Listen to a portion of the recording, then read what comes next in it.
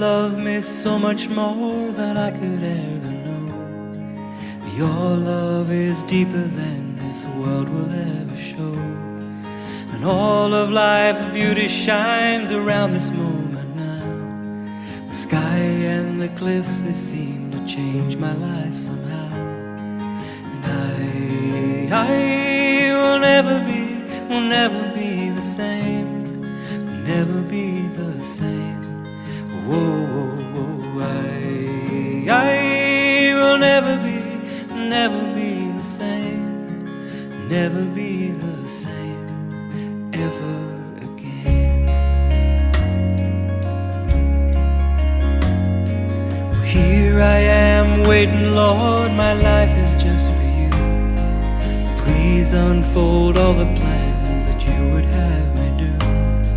And if all the world's just a breath and nothing's here to stay, then all of the love we feel will save us anyway.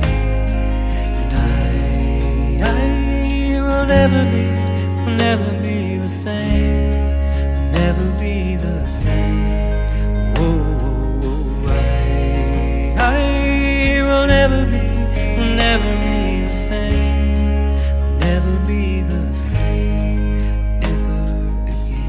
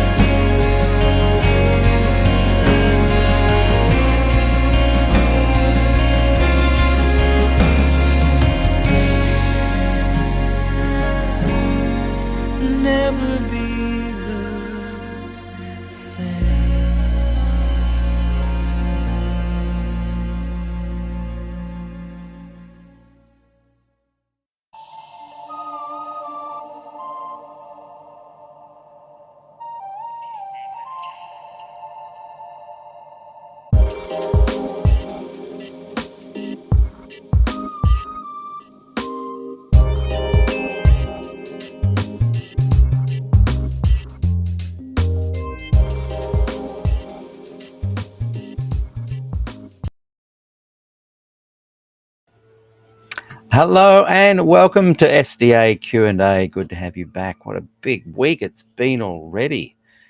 Yesterday we chatted with Dr. Alan Davis, formerly of Amazing Facts.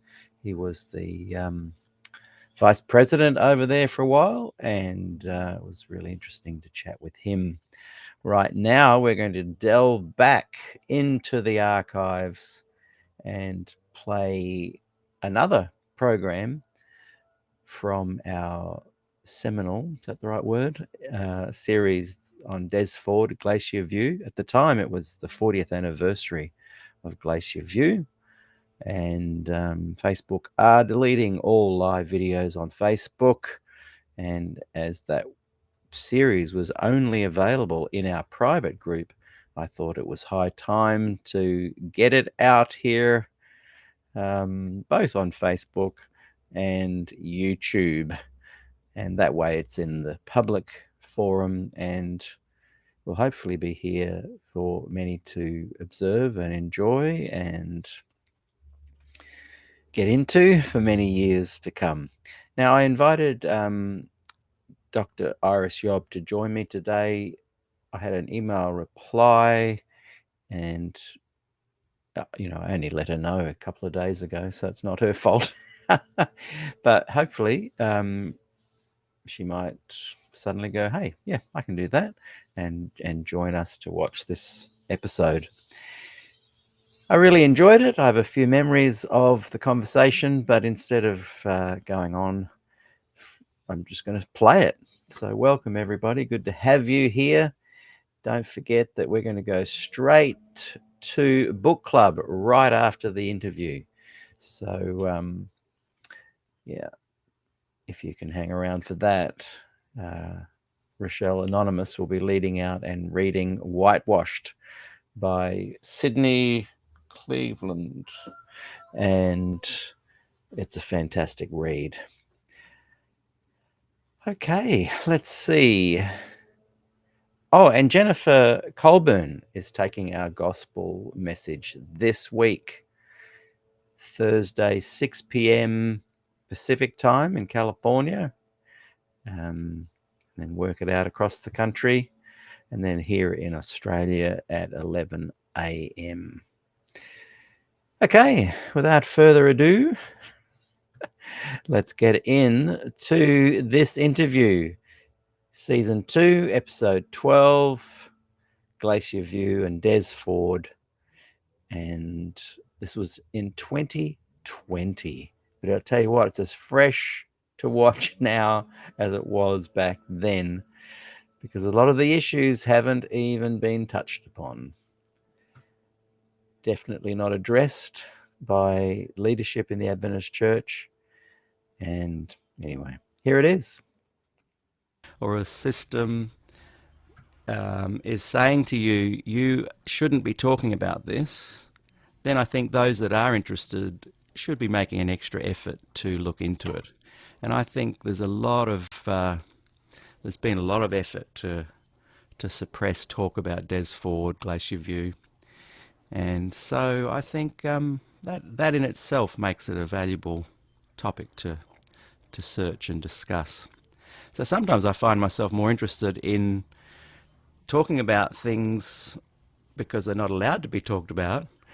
In fact, I was involved with restoring the complete 1959 sermon series, which was on tape, of Pastor Burnside's Tivoli Theatre series that he did in 1959 in Christchurch at the Tivoli Theatre.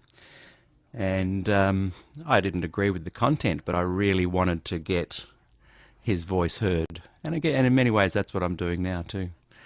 Anyway, that's the long reveal on my epiphany, and it's probably not that big a thing.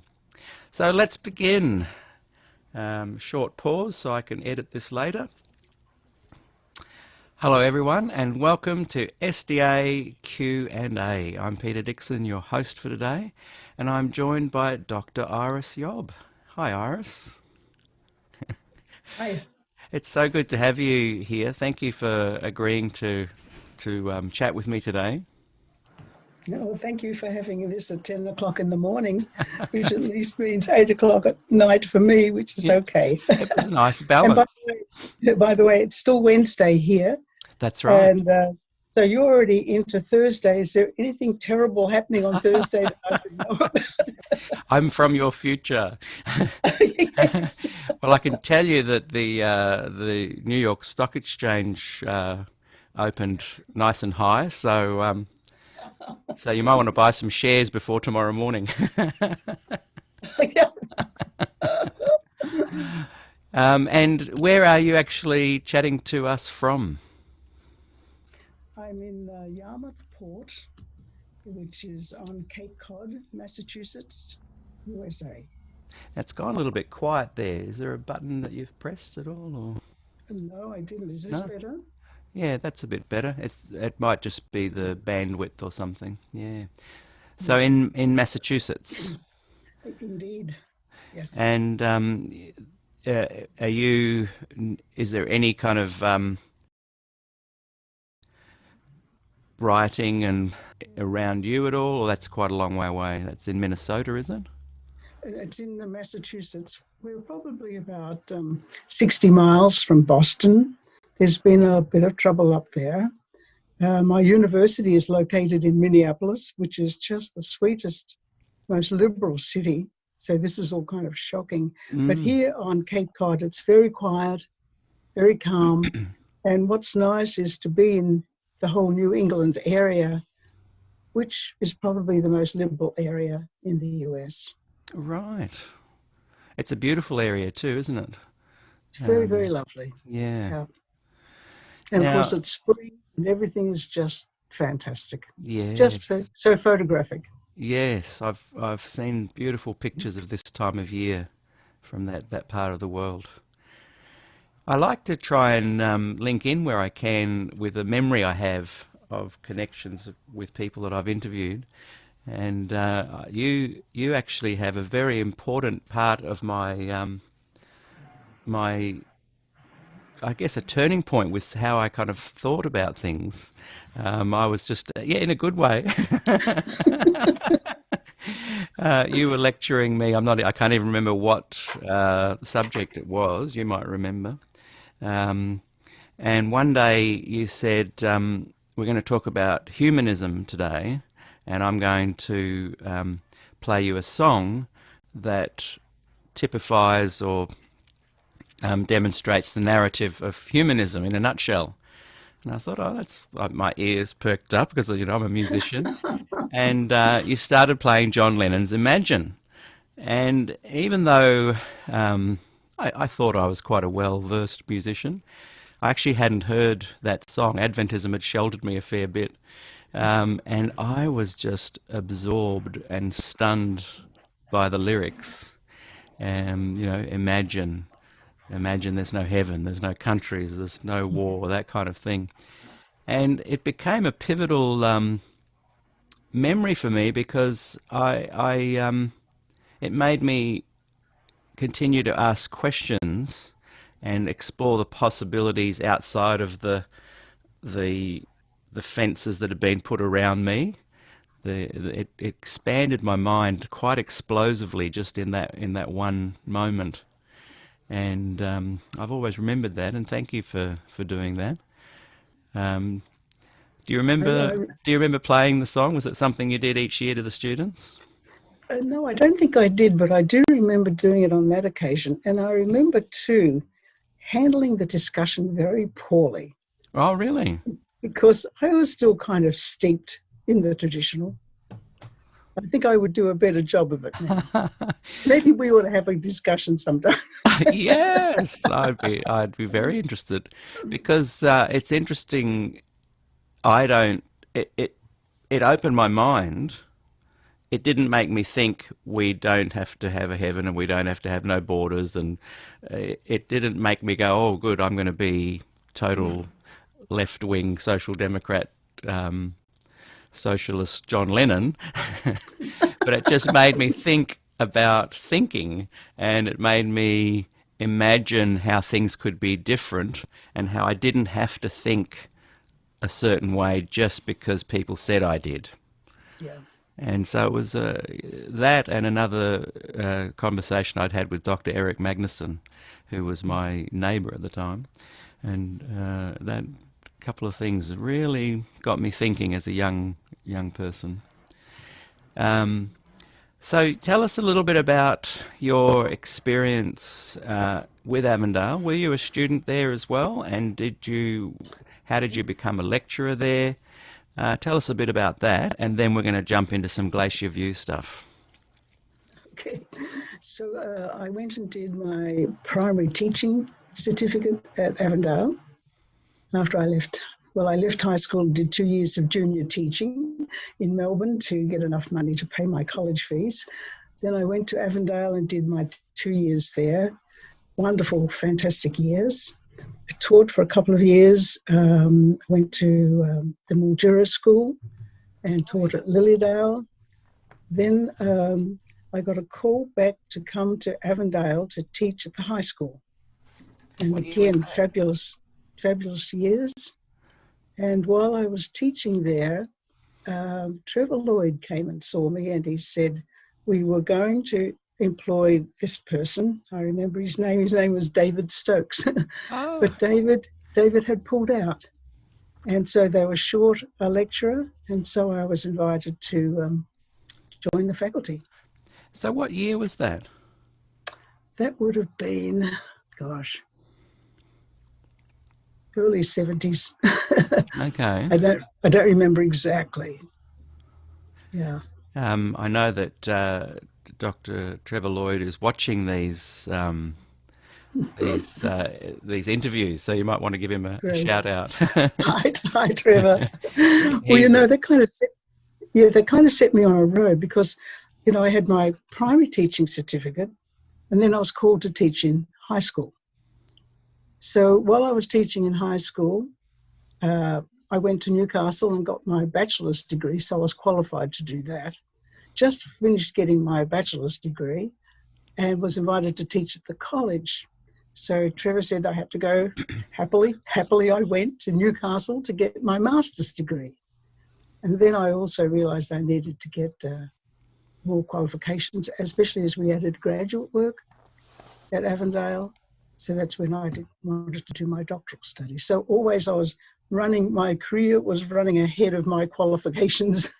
Yeah, okay. It's good that you didn't balk at it, though. A lot of people were like, yeah, we'll do that later, and you seemed to kind of embrace it. I loved it. So what was your thesis on? That was it your first PhD? Yeah, I've only got one. Only got one. I only put myself through that. That's enough. I do have a couple of master's degree, but only one doctoral degree. It was on how we make meaning as human beings. And I was particularly interested in the non-discursive languages, the languages without literal words. So I was interested in how music, art, the natural world, myth, metaphor, non-literal languages all play a part in helping us to make meaning. Right. And it all very closely paralleled my religious and spiritual journey as well. In a sense of how you embrace the arts within a religious framework, you mean? No, more within the spiritual framework. Okay. Like, we're now hooking into Glacier View. I want to be careful how I say this because I found the gospel message from Des absolutely wonderful and spiritual and uplifting.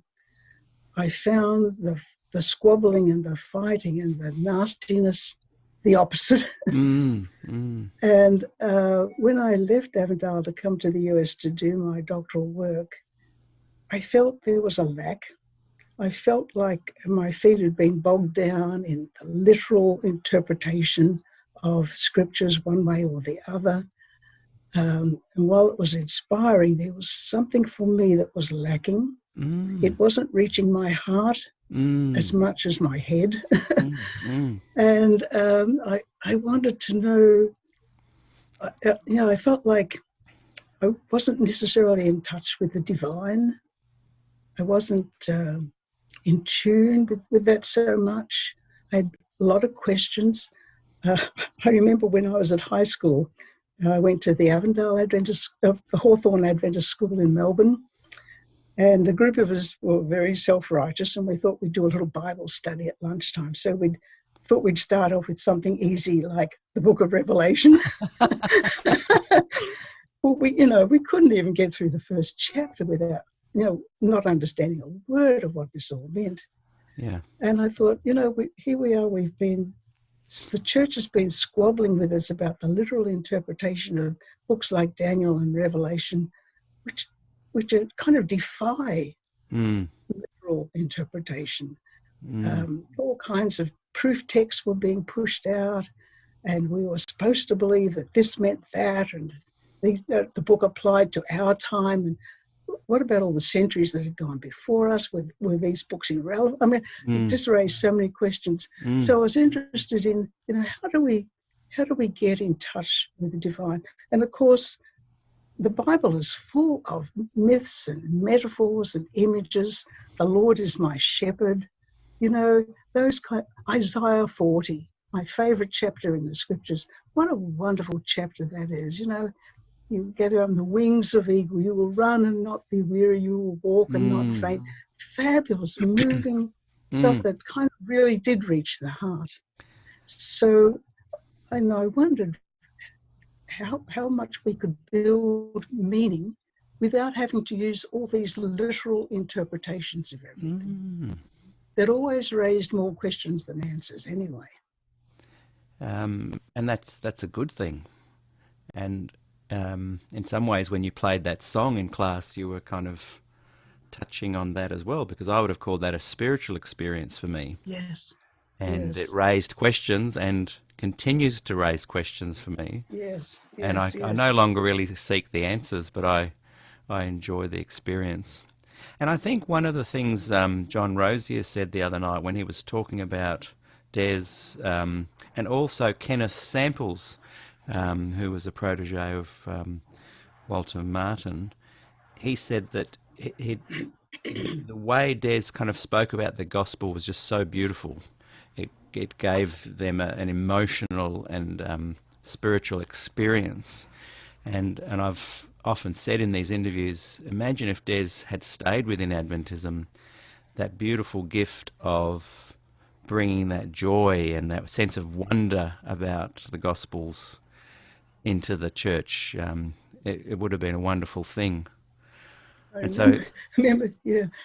remember Trevor Lloyd saying once that Des was in all kinds of trouble for what he was saying about the sanctuary and what it all meant. And he said, well, what he's doing is trying to lift our eyes off the furniture. Yeah, wow. as only Trevor can. But I remember that and I thought, absolutely. Yeah, absolutely. That is so well said. There's a wonderful story that has influenced me, I think, and perhaps in some ways described my own journey, metaphorically. I'm not going to get this story exactly correct because the original has all kind of wonderful names and places in it. But it goes something like this. The people realized that they were surrounded by a threatening force. The Philistines were upon them, so they thought they needed help.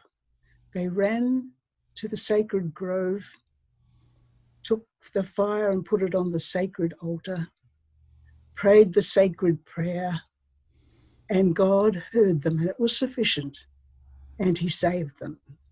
Wow. But then a few generations go by, you can see how the story's going to go, a few generations, the Philistines gather again around them, and again they flee to the sacred grove, to the sacred altar, but they've lost the sacred fire. But they do remember the sacred prayer, so they pray that, and it is sufficient.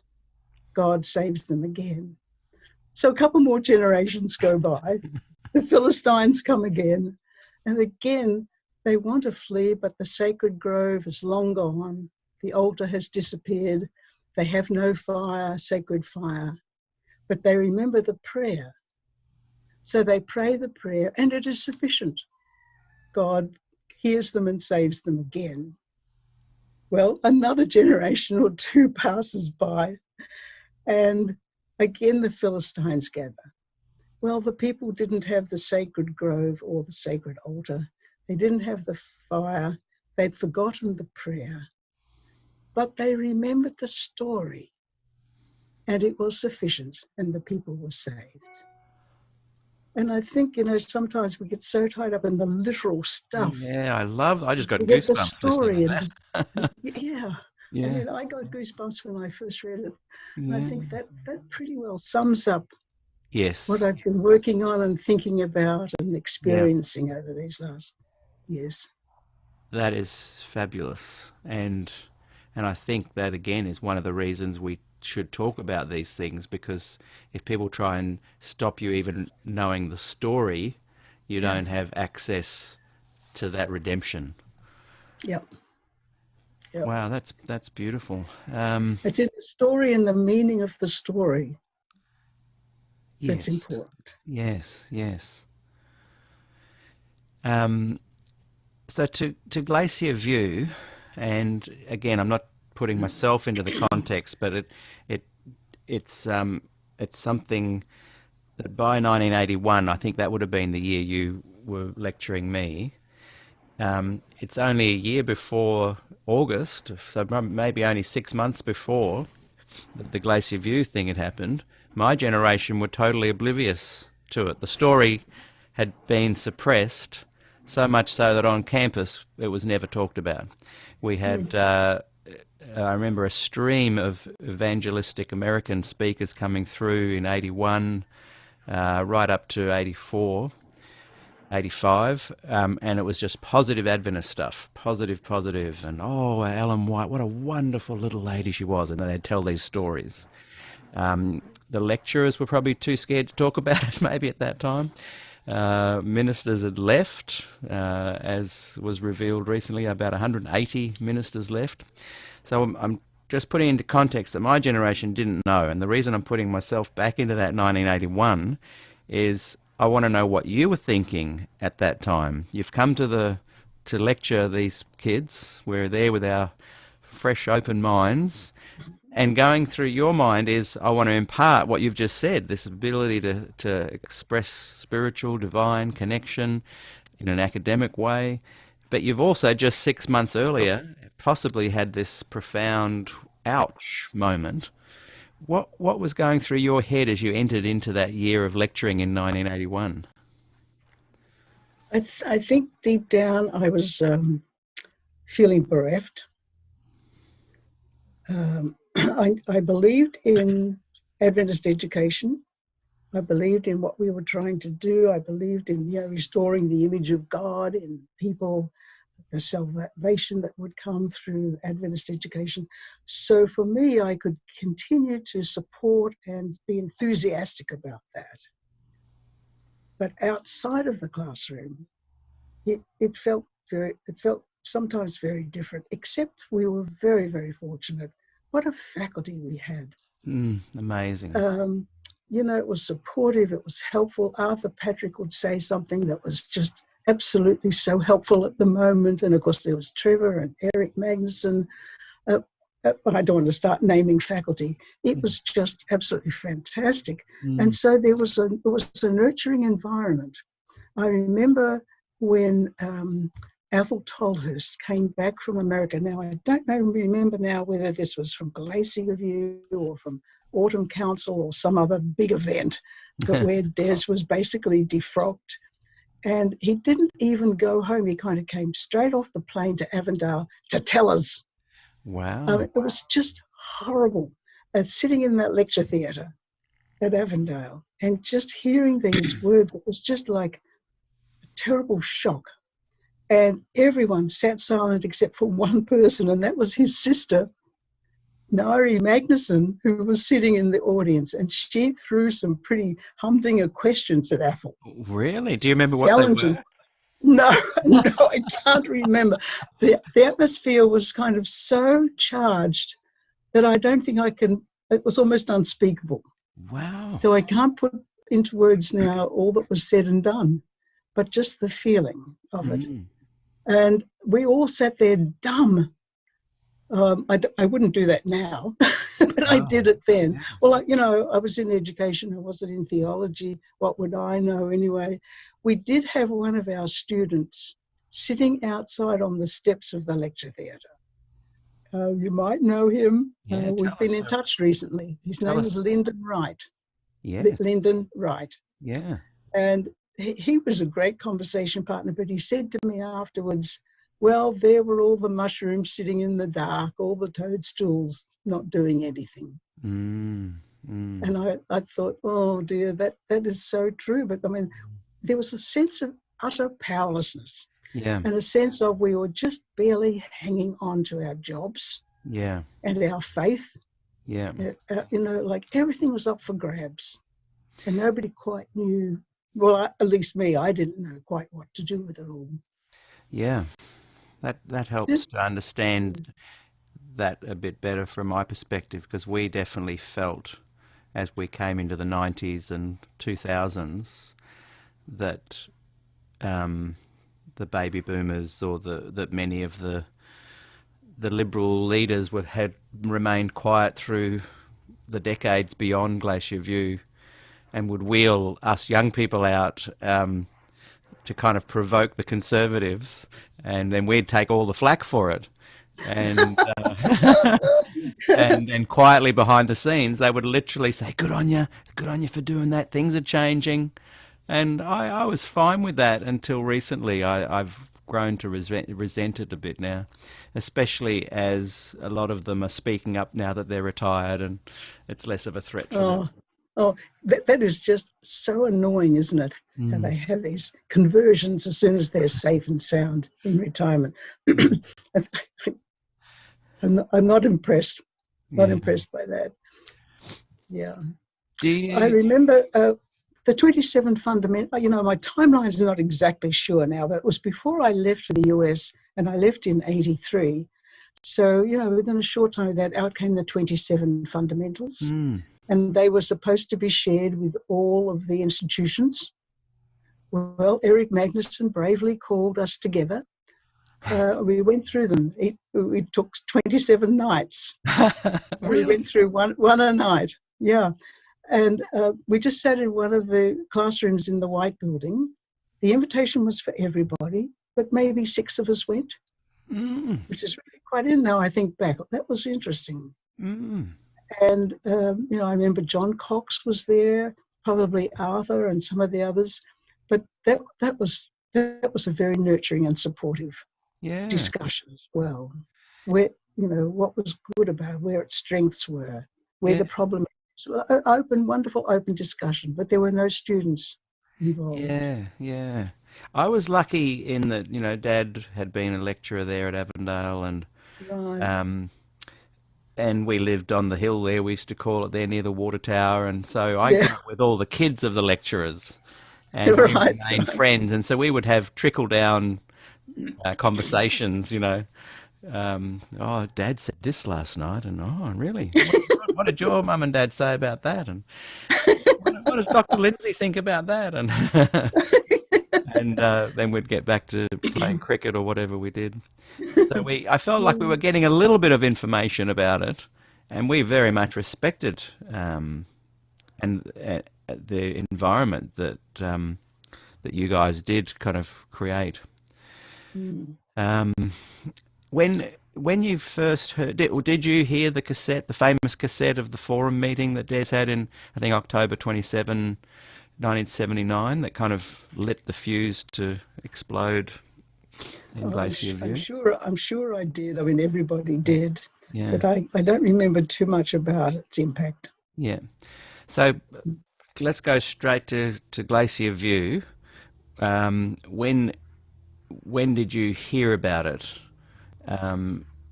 In a sense of realizing the ramifications, and that Des was now going to be.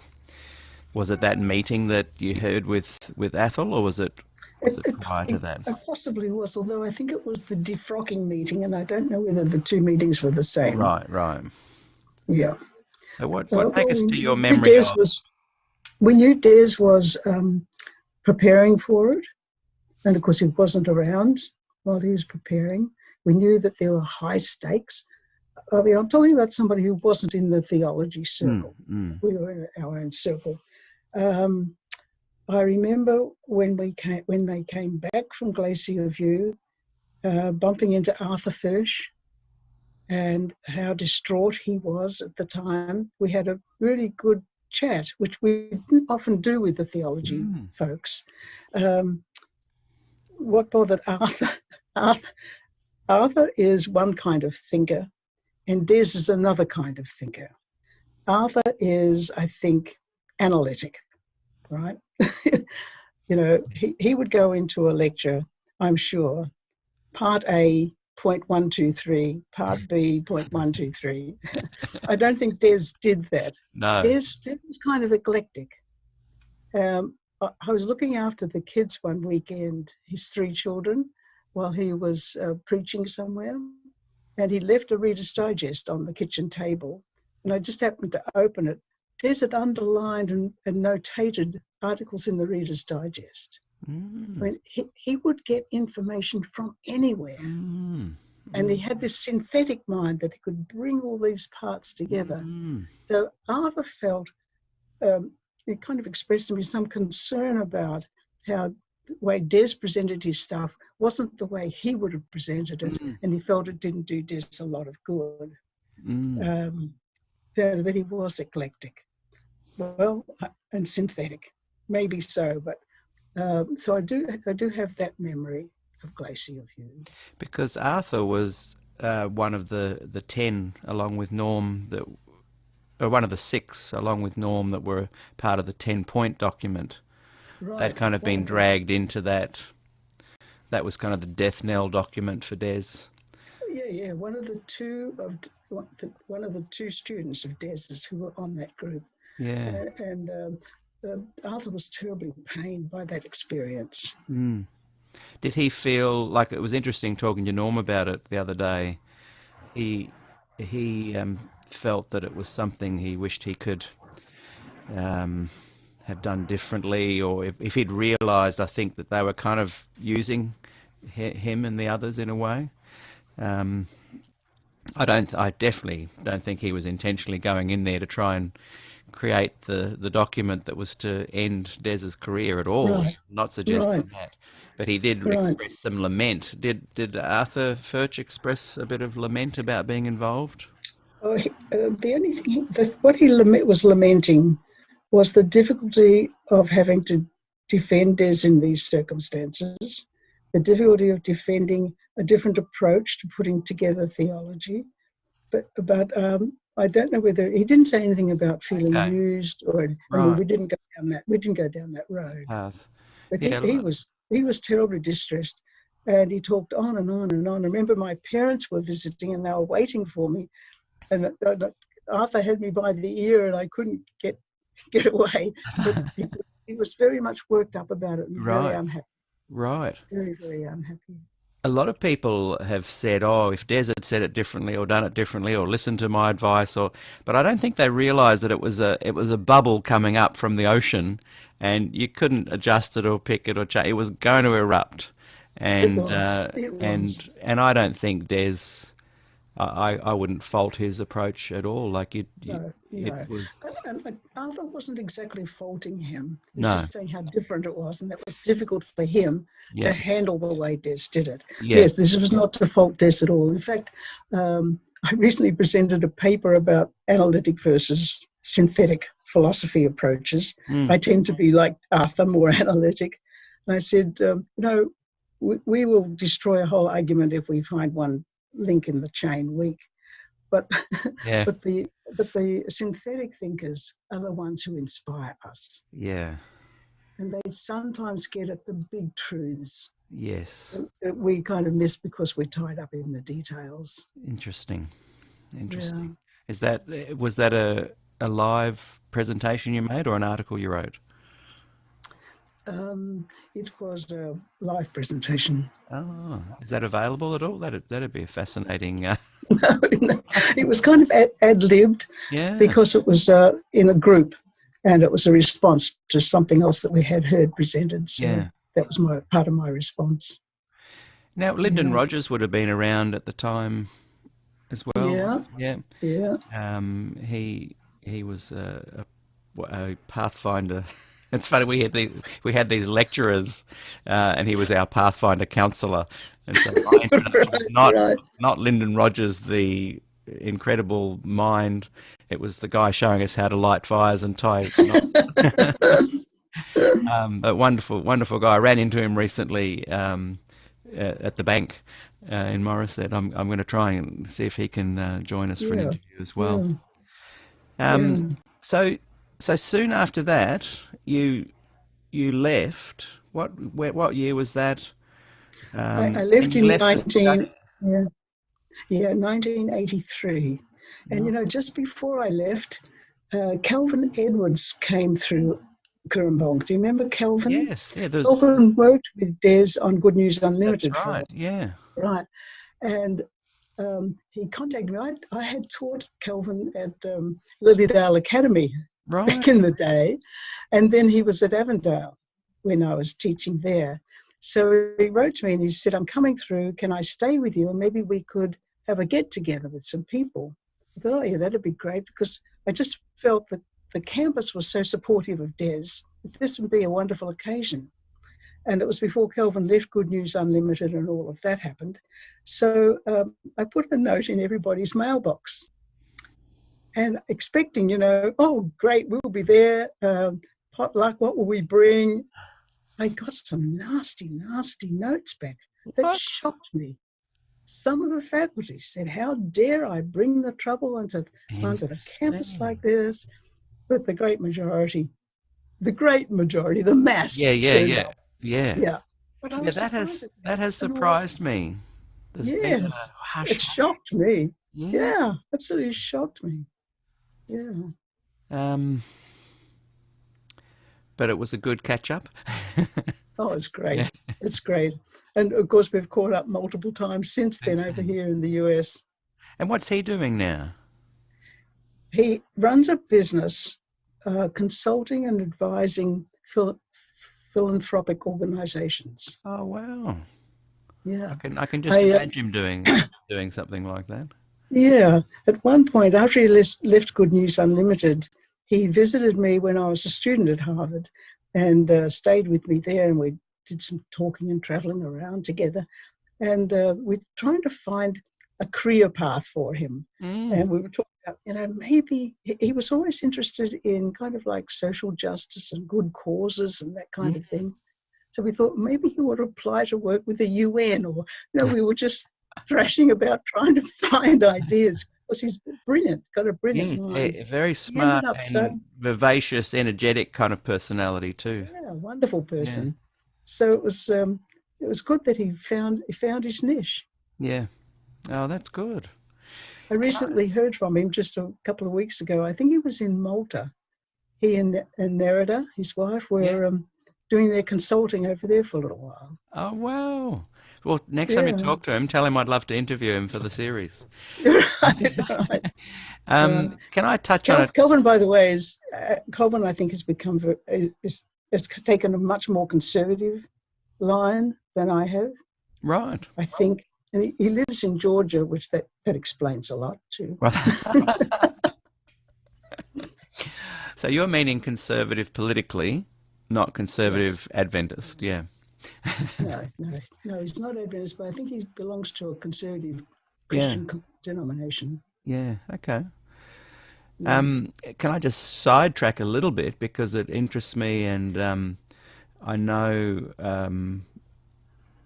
that many women. It's funny talking like as if there's kind of a problem with women's stuff, because my mum, has been a wonderful example of just strong woman. So I've never seen this model of inequality really, being around Avondale, plenty of strong men and women. I don't see the equality thing as I probably should, but I'm glad I see it the way I do. I kind of see inequality for men and women, but there is a special nature of problem that was occurring, I think, in the 70s and in the 80s and beyond, where with women's wages. And what's the lady's name? She wrote that book now. I know her really well. I've just got a mental blank.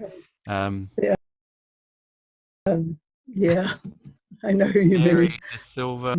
Oh, isn't Can't that believe I've silly? forgotten. Terrible. Oh, Mary Kay De Silva. yes. And she took the church, well, threatened to take legal action because she was doing the exact same job as a fellow worker who was a male and getting, Yes. I think, almost half that he was getting. Yes. What was the landscape for women working? This is a long way to get to the question. Well, I'll edit it out later. What was the landscape for women with regards to pay in the 70s and early 80s when you were at Avondale within the Adventist Church?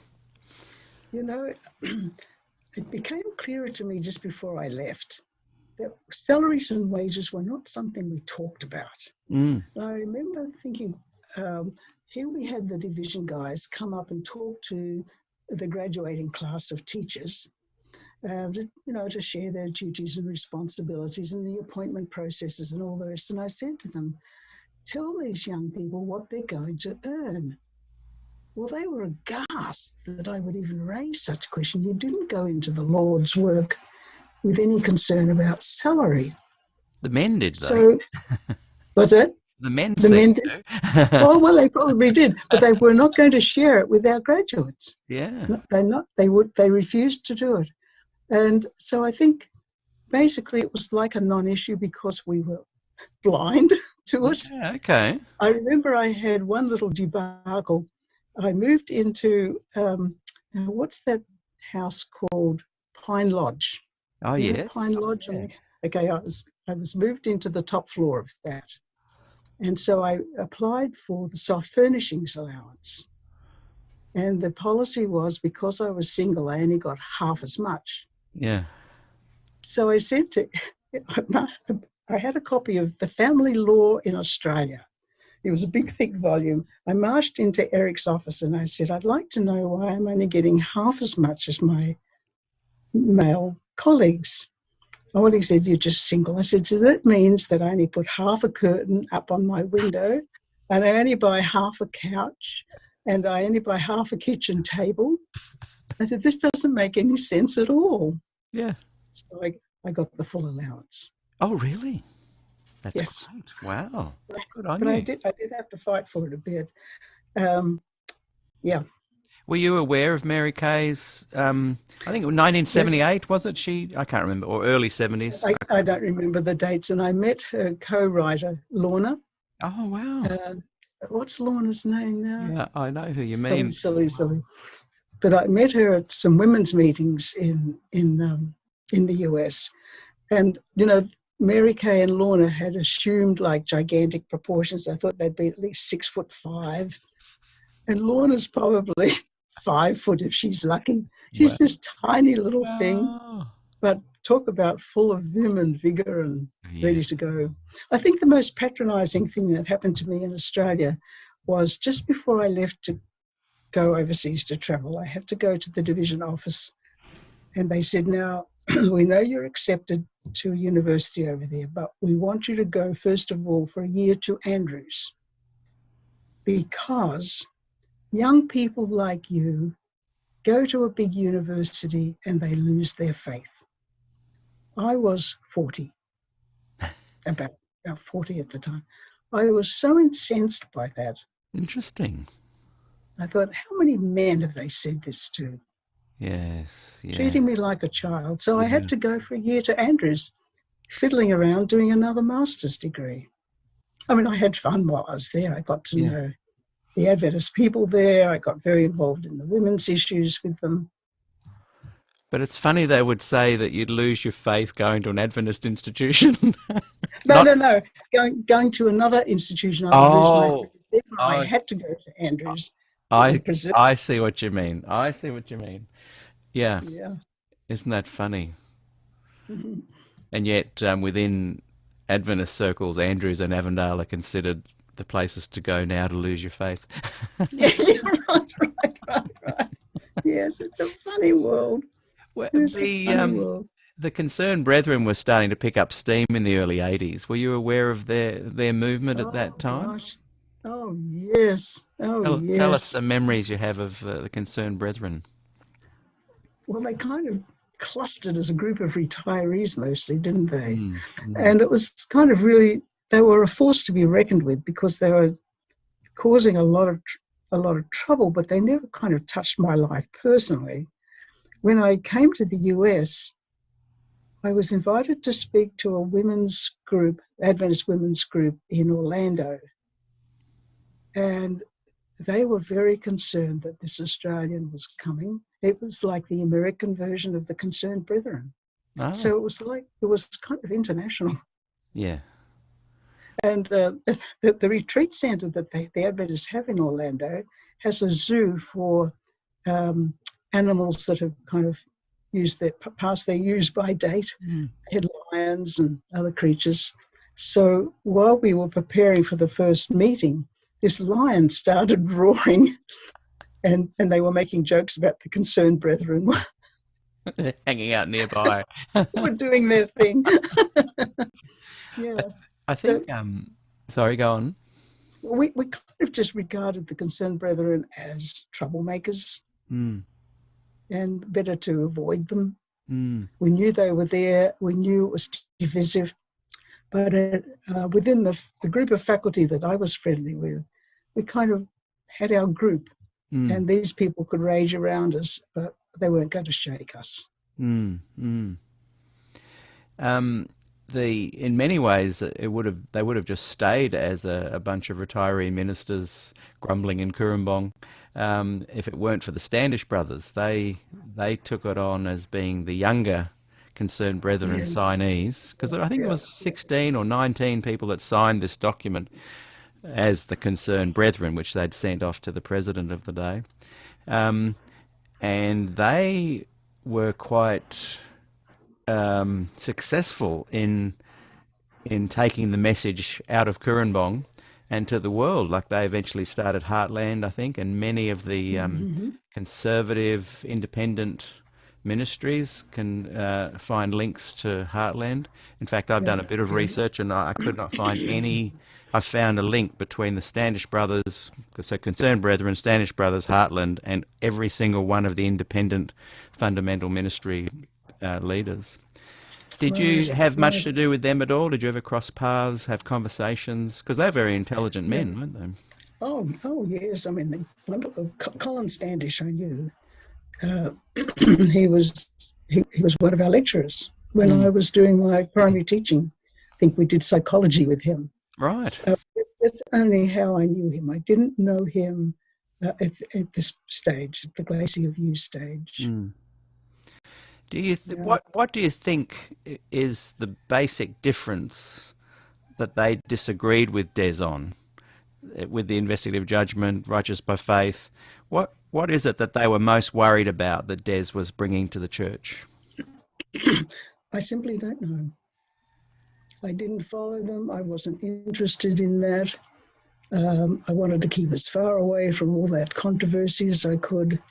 So I'm probably not the right person to be interviewed here, but really I wasn't interested, and I didn't follow it. Yeah. I just knew they were there. I knew it was trouble. I knew there was a hardness and a nastiness connected with a lot of this. I knew it was attacking what I held dear and believed in with all my heart. I felt threatened by it. I was glad not to get too deeply into some of that. And of course, a lot of it happened after I left Australia. Yes, yeah. Yes, that's true. I was talking to Peter Marks and Wendy and their daughter Ruth Ellen the other night, and it was really great to hear Wendy and Ruth Ellen's view, and Peter as well, because obviously Peter's the son of Raglan, who was one of the key vocal voice piece, mouthpiece for the Concerned Brethren, and did a lot of funding as well for them. Yes. I mean, we knew all the names. We knew all the names of the Concerned Brethren. Oh yeah, and I Peter and my one of a great moment was when Ruth Ellen said to Peter in the interview about them all meeting together. I think at Burnside's place. I'm not sure, but she said, "Well, where were all the women?" And where do you think the women were with this? This is largely it was a male kind of dominated scenario, event, conspiracy, fallout, political manoeuvring. What were the women thinking during all of this time? Well, it was largely a men's battlefield. Yeah. We didn't have women theologians. When I went to Andrews, I was shocked. Here were these women with doctorates teaching in the seminary. Couldn't believe it. And some of the wonderful women speakers from La Sierra and other places. Right. Women in theology. I mean, this was totally foreign to my experience. In fact, women with doctorates was foreign to me. We had none at Avondale, Yeah. and yet we had a bunch of them at Andrews. So it seemed like the men were battling. Well, this is where, going back to how we started this conversation, this is where it kind of left me a bit cold, because it wasn't reaching. I felt like there was something lacking in all this debating and horribleness and nastiness that was going on.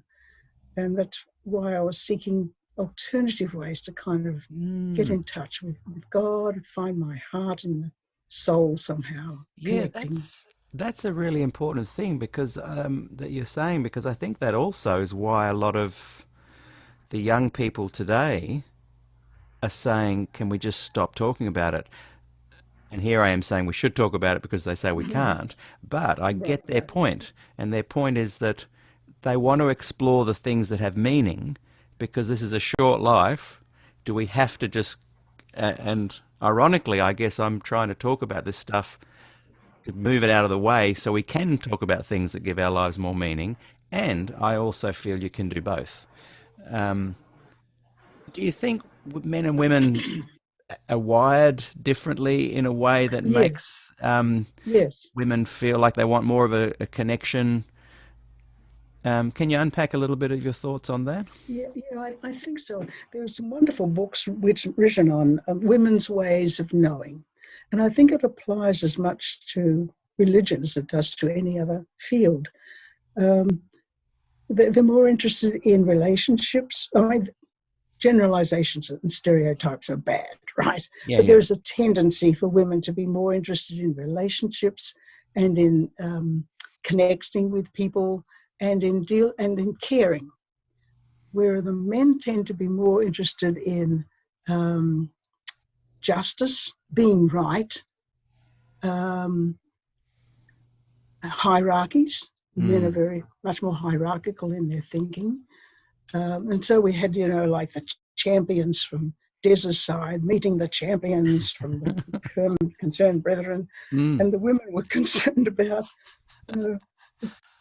how we're holding all this church together. Yeah, see, that's we connect, and the women are kind of freer to move away from the literal into the figurative, and find in stories and storytelling. If the analysis have been done of the kind of metaphors men use when they're thinking about understanding, it tends to be, I see it, I am enlightened, I've caught a vision, all to do with the eyes. The women will say, can you hear my voice? Are you listening to me? Can you hear me? What am I hearing? So, these are profound differences. Yes. When they work together, there's a wholeness.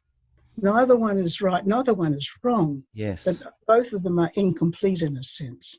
But it was those kinds of things that was lacking that drove me into the study of philosophy of religion and philosophy generally, on how do we make meaning. And I was particularly interested by how women make meaning. Yes. So stories and the myths and the metaphors and the people. What a wonderful environment it would be if men and women could grasp that and truly build something together.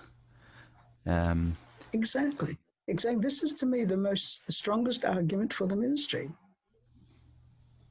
for women in ministry. Oh yes, yeah. How much stronger it would be. Oh, imagine. And Imagine. I feel, and I've said it a lot and gotten into trouble, that I feel that not only should women be more in the high levels of the Adventist Church and in ministry and officially given the title ordination. Ordination means nothing, But if you're using it as a weapon of suppression, it does mean something.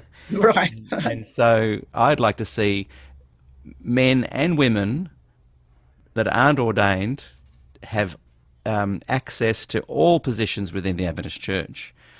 It would suddenly open up a whole new realm. Instead of an ordained male minister given a job that he's obviously not good at in the business realm, they'd give it to someone that's actually good at business that may not even have a theological degree at all. And women would be allowed to be the SPD president, and it would.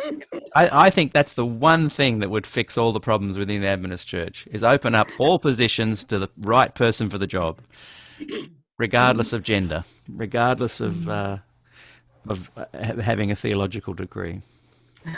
There's a wonderful writer, Virginia Mollencott, who teaches at Chicago Divinity School, but she said, so, the men were created with the upper body strength, the big muscles, the strong hands, perfect for digging ditches and fixing up roofs. And women, women on the other hand, were, to be bringing up the children, caring for the needs of the sick, caring for the dying, nurturing the family. Now, they're the skills we need in ministry. Not the ditch diggers and the roof builders. We need the caring mothers and women. It's interesting. My wife is Irish and has quite a strong Viking history, and the Vikings actually they come across as the men that are take over the world, kill everybody, rape and pillage. But the women in their society were very strong and held in high regard, and often had high levels of leadership position. And so she'd never heard of Adventists till she'd met me, and so we have an interesting relationship balancing those exact things, and it works. It works. There've been some funny things going around on Facebook about which countries have dealt most successfully with the virus. Taiwan, New Zealand, Germany, all run by women.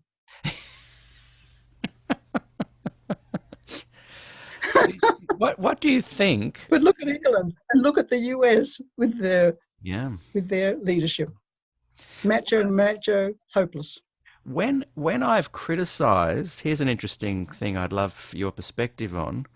When I've criticised in some of my Facebook groups, this only happened when I started criticising union leaders and SPD leaders, and Ted Wilson. The most criticism I got came from women. What's going on there? Like when I criticised the SPD for not speaking up enough at the Autumn Council, and for the no vote, and for not taking advantage of the opportunities they had, the most anger I got was from women. Were they against the ordination of women? Or No, were they they're against supporters. criticism? They're supporters of the ordination, women's ordination. Yeah, I think the women's movement has shot itself in the foot, largely, in that it's become an ideology. And almost like an exclusiveness is settled in that only women can speak for women. Right. Oh. And right. Yeah, I think that's been very destructive. Wow. A couple of things have been. Yeah, can you unpack that a bit more? Yeah. Well, all along, women have said a woman's worst enemy is another woman. It's like you're threatening who they are. And then to have men kind of assume, well, I got a bit irritated working with the women's stuff here in the North American setting. We had some wonderful men from the seminary and from other places around the country who spoke strongly and supportively and theologically about the importance for the women to have this ministerial role in the church. But often they would dominate the women's meetings. Right. So we'd come to, I remember at Sligo Church, we had the Association of Adventist Women meeting. They came from all over the country. Many came from Europe. big thing. But the preacher had to be the man. Right. Man was the preacher, right? So, there's some reasons why women don't like men speaking for them. Yes. But still, they're shooting themselves in the foot by doing that. Yeah, men like to go, okay, well, you've given me this position of authority. Now I will run with it as much as I can to help you. Yes. And I think they feel like we've been helped enough. Stop helping us. Yes. Now, that's kind of going back to Glacier View and Desford and all the rest of it.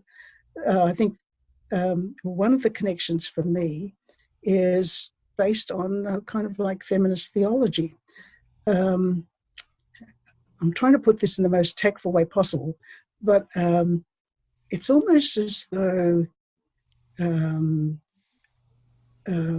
wages of sin had to be paid for with the death of Jesus, right? And the sin of pride is just like the worst thing. So you start with, I am just a sinful wretch, right? And then you build the gospel. The gospel comes then and has the message of salvation and so on. But women resent that a little bit. Right. Because we've always been told we are sinful wretches. Yes. Subordinate, second class. Yeah. You're only from the rib. Yeah. Pride is not always the women's sin. Yeah. Predominantly. It's self-denial, self-abnegation of self. Yes.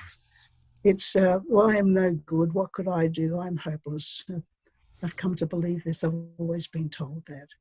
What we want is a gospel that says you are loved, you are good, you have all this potential. There are possibilities for you. Now, that's not missing in the other view, but it's not as strong a voice. Yes.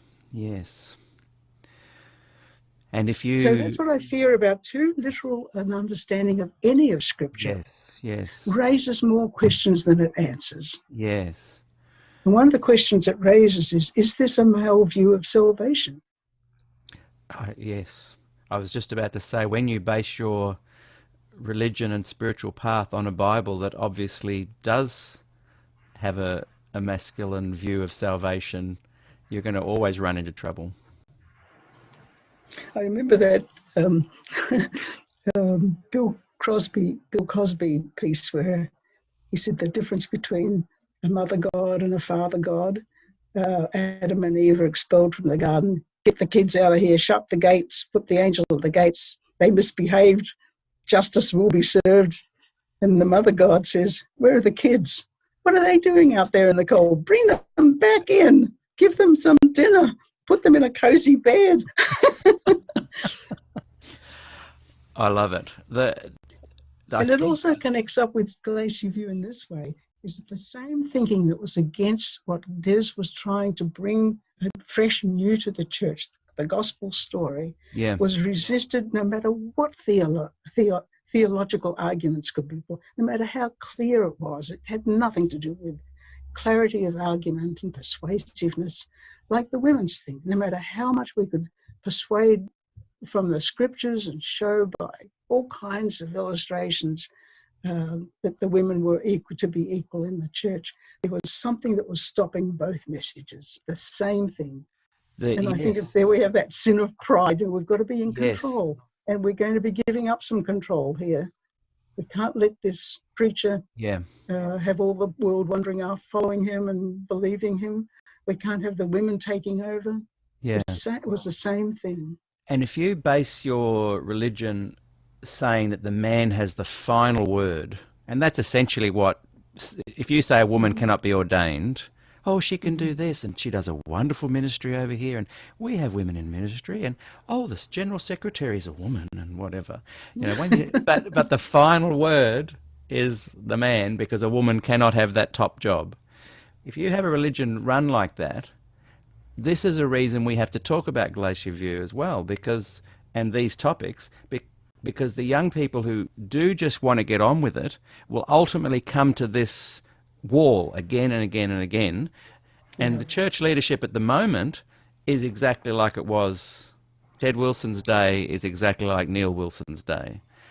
And so if we don't talk about it, we just can't get on with this beautiful nurturing model that we've been talking about until we remove the people that are stopping it happening and the mindset of people are happening.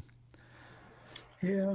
So 30 years ago, I marched up to Neil Wilson at Andrews. He was having lunch, sat down with him, Oh, had with me this wonderful young woman from Europe who was wanting to be a minister and was training, and talked with him about, introduced them, thought she was the best argument there was because she was just such a wonderful, just exuding this wonderful warmth. And went to the Biblical Research Institute on another occasion with a little group and addressed the people there. I mean, all of this we were doing back in the 80s.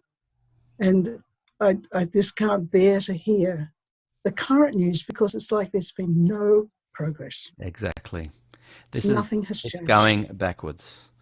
The ground that was had peaked at Jan Paulsen's presidency and began its dive at the booing of Jan Paulsen at the no vote. Yeah, yeah.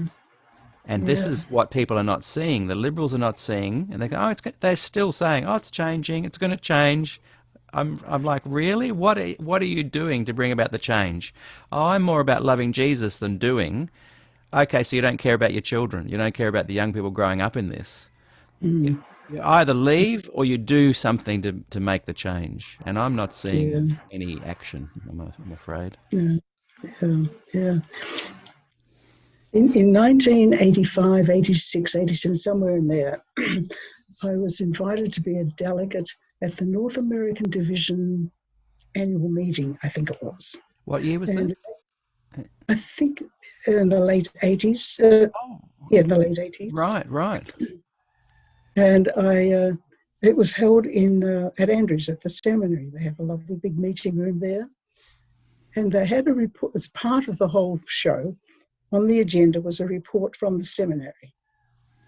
And they put up these PowerPoint slides showing every demographic in the world. These are the age groups of the seminarians presently studying. These are the conferences and the divisions around the world that they come from. This is the ethnic breakdown. Oh, wonderful, wonderful. And I quietly put up my hand. I was very nervous and very shy with my Australian accent. I said, do we know how many women? It's the only demographic we've left out is the male-female ratio. Because I was doing a lot of my courses in the seminary and I knew these women. Well, the North American Division president absolutely hauled me over the coals in that meeting. How dare I bring this trouble into this meeting? It was the African-American man who was supposed to be the big voice for women's ordination. Was that the guy, Charles? Look, I can't remember. I think I know who you mean. Wow. Yeah. And he literally took you aside. I was shocked at this. He literally took you aside. No, bawled me out in the meeting publicly. In the meeting? How dare I bring this troublesome topic up? Several people in the room came to me afterwards and they were aghast. Yeah. But I thought, we're making no progress. If they can't speak for you, they won't let you speak for yourself. I was silenced. And see, and that's what women, they talk about their voice, they talk about being heard.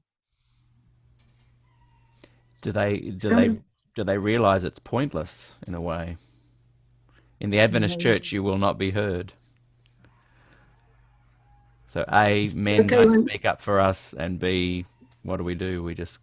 And even the men that speak up for us don't still want us to speak for ourselves. Too often. I mean, there are some very enlightened people. Like, this is not a cover-all for everybody. There's wonderful, wonderful men in the church who get it. But there's no progress. Absolutely no progress, it seems. See, and that's how the people kind of with the gospel must feel too. No progress. Yeah. 2,000 years later. And yeah, right. Right. Have you seen in your travels any Christian organisation that's at least getting there? That's a great question. When we first moved to Bloomington, Indiana, which of course is not not wonderful New England with its liberal views, but anyway, it was Bloomington, Indiana is a little oasis in the Midwest with a wonderful internationally renowned university. And around the perimeter of the university is a ring road. And all the churches of the various faiths are lined up along that ring road, including the Adventist church. Wow. So we were going to the Adventist church for a while, and we thought, oh, these people are really friendly. How nice. These people are just so lovely.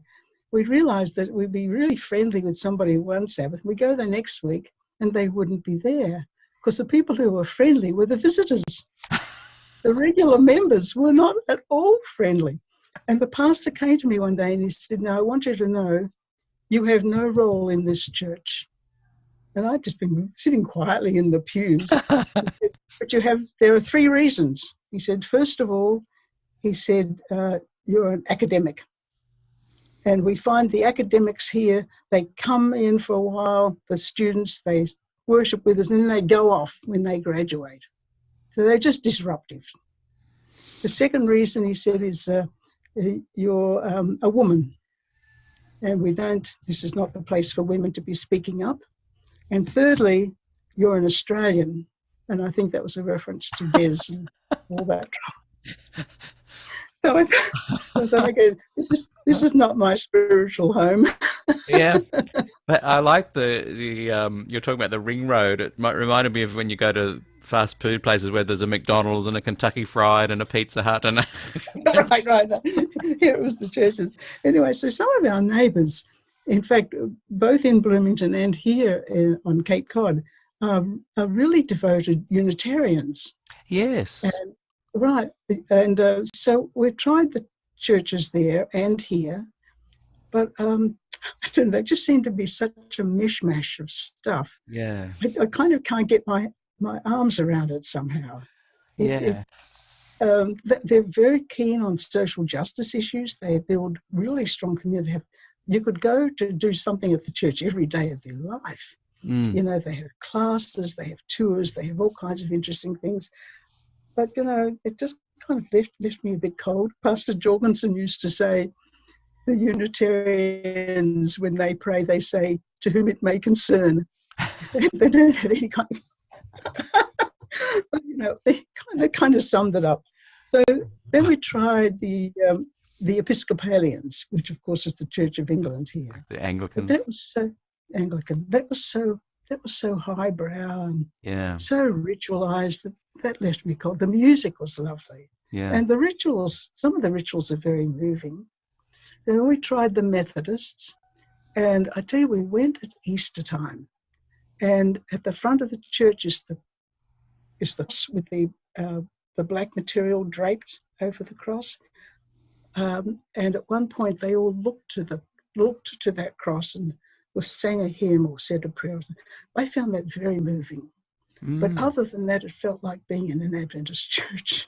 And I didn't feel any more liberated or touched by God. So that was hopeless. So, you know, I don't know. I guess if you're looking for the liberation of women, it's the Unitarians, but you've got to take all the other stuff with it. Yeah. There are pockets. They're wonderful pockets. The Memorial Church in Harvard Yard, the Memorial Church, marvelous. Yes. There are pockets in spite of the compliance authoritarian leadership view. There are pockets that still, but I always feel like I want to push against that as well, because it's like, well, yep, sure, our nice little church down here is great, but it's still a part of something that's going to eventually suppress you. It's still a part of something where if you evangelize and bring people in, they're going to suddenly come across someone giving them the great controversy. So I wonder, I said to John Rosier the other night, I said, I'd prefer that people just don't gather around a belief structure. They just gather around as humans and share their ideas and thoughts and beliefs and have no leadership hierarchy. Just get together around some food and music and share different ideas. But he then said, "Oh, but then you might have atheists and other people come in with those beliefs." And you know what? And at that moment, I thought, okay, well, maybe there's a way you can create an Adventist church that might work away from Adventism, but have all the good Adventist stuff. But I also thought, I do have a lot of great atheist friends, and I'd like them to come Yeah, around for dinner too. yeah, So maybe there's no answer. yeah. Maybe the answer is just small groups of friends hanging out. That's basically where I came to on this. I think I saw um, my early years as an Adventist worker as like a pebble rolling happily around in the waves as they broke up on the shore and so on, and very happily surrounded by all of the action and movement and ideas and so on. But one day the tide went out and I was left high and dry. Like I didn't deliberately decide to do it, Right. it just kind of happened. Yeah. So all of a sudden, you didn't decide to leave Adventism, it kind of had just left you. I still have my name on the roll at Avondale. Wow. And I still don't drink alcohol or smoke or eat meat, or I Yeah. still don't work on the weekends because I like a Sabbath. Yeah. Yeah. Adventism had a tremendous amount of good to offer. Exactly. I still enjoy reading the book Education as a philosophy of Mm. education. Mm. Brilliant. And Adventist people are But good going to fun. a church and having a man stand up the front, Yeah. Yeah. always a man here, Yeah. Yeah. kind of belittling and berating and carrying on. I'd come home from church, I'd be angry. Mm. And I thought, this is not feeding my soul. If a man came along and said, "Look, I want to start something new," because you need a facilitator, you need someone to facilitate something happening. If it happened to be a man, and he said, "I'm starting something new. We're having all the good things about Adventism. Women can have high-level leadership. We're going to gather together. We're not going to have the same kind of hierarchy." And if it was because it was a man who said that, would that be something that you would discourage women following? Or would women No, be discouraged to follow something like that? I don't know. I don't know. I don't think that would matter. Right. As long as the vision was jointly developed, Right. it wasn't something that was brought to you. Yeah. If it kind of sprang organically out of a group. Yeah. Okay. Yeah. Yeah. But I think formalizing religion gets back to literalizing. Yes. One of the books that I was really moved by was Paul Tillich's, now I should know the name of this, something in faith, doubt and faith, or something like that. Anyway, the role of doubt. And too many organized religious events have no doubt. It's all clear cut. Yeah.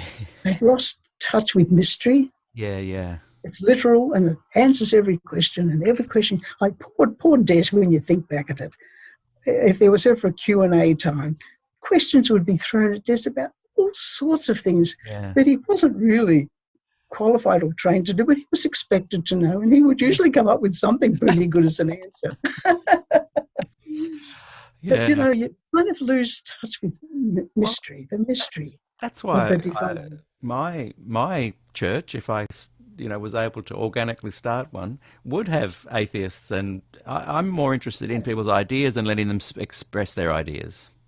yes, There's a lot of people yes. I love hanging out with, and I don't care what they believe or don't believe. Yeah, yeah. Some of our closest friends here in Yarmouth are whiskey drinking former Catholic nuns and priests. And they're just fabulous people. Yeah. They would do anything for you, and Yeah. they I don't know, they seem to do have some kind of hold on the divine Yeah. that Yeah. the Adventists don't have. Some of our best Yeah. friends are Anglican ministers. Mm. wonderful people. Yes, yes. Yeah. So another book that really influenced me was Rudolf Otto's The Holy, All and right. he talks about the numinous. This, it's not irrational. It's not rational. It's kind of supernatural. It's meaning beyond the rational. Um, and he uses two phrases that are great: mysterium tremendum and mysterium fascinans. You know, Oh, mysterium tremendum talks about the awe. I don't think too many Adventists come out of church feeling like they have any awe mm, from their sermons. mm, mm. And the mysterium tremendum, the fascinans, you're really attracted to it. It has an attraction. That's a mystery where all the questions are not answered, but the searching is what is kind of attractive. Yes, I love that. I took some lovely courses with Fritz Guy when I was at Andrews. Every time he stood up to teach a class, I was sitting in the front row. But he started one class with a quote from Augustine that stuck in my mind. It was faith seeking understanding. Like you don't know it all, but the Mm, journey into this mystery is just fabulous. yes. That's the spiritual life. Yeah. It might not be the religious life, the Yeah. formal religious life, Yeah. but it's the spiritual life. Yeah. Seeking understanding, never fully knowing, but Yeah. always being attracted to it and being struck by the awe and awesomeness of it. Yes. Yes. I love all that. Yes. Me too. Me too. I wish when I was younger that I was smart and I could have had conversations with you as a lecturer. I was too much the muso surfy dude that was kind of my world was full of that divine devotion connection. I just didn't have the academic skills at that stage to be able to engage in a more academic kind of study of it. Yeah, right. Well, I certainly didn't either. But, I'm very grateful for my doctoral studies. Yeah. That was a Yeah. place. I spent most of my doctorate in education in either the philosophy department or the divinity school. Yeah. And that's where I really started to dig into some of this stuff. And I was so responsive to it. It just was a wonderful journey. To dig deep into something. Yeah. Yeah. There's a lot of women, and I'm responsible for causing these problems too. That as a man, we can steamroll, and I've even got to be careful in interviewing people that I don't suddenly go, oh, that reminds me of when I did this, and it's important to that a common thing that people have said to me is that men just steamroll and they'll interrupt and they'll push, and when men are talking to men, that works. We have these robust kind of conversations where we're vying for position and hierarchy, and it's almost a fun kind of thing. But we've got to be very careful when we're doing it around people that don't respond to that. But Yes, again, we're not, where's my voice? Is my voice being yes, heard? Yeah. that's right. And I've been at fault at this as well, where we're kind of sharing our voice, allowing a woman to share her voice, and then bringing that into the group of thought to then keep pressing your opinion. And I get that now. I get it. And what I can see now is there's generations of women that are hurting. They've been hurt. Their mothers have been hurt. Their grandmothers have been hurt. What kind of healing can come to these women? What healing advice would you give to women that have just felt that their voices have not been heard? Oh, dear. And what recommendation moving forward would you offer them? Advice. I think one of the paths to healing is to dig into the images that people have in their mind. I did a little study with women at Andrews. I was actually in a class at Harvard, but still had connections at Andrews. And I interviewed them at various stages of their life about what images of God they held in their minds. So I'd kind of set it up by saying something like, just empty your mind for a moment, just don't worry about anything, don't think about anything in particular, Now, if I say the word God, what comes to mind, right? So I was absolutely amazed at what came out. None of it, well, one, traditional Adventist imagery. I was just shocked. The youngest person said, I see a picture of Jesus, and I see in my mind, I see it hanging on my bedroom wall, and I see the eyes are looking at me. And when I leave the room, I feel like I've got to say, I will be back, or would you like to come with me? That was the most literal image of all. That was the youngest woman. A woman in her more midlife, I'm skipping over a few, but in the midlife, I said, when I say the word God, what do you think?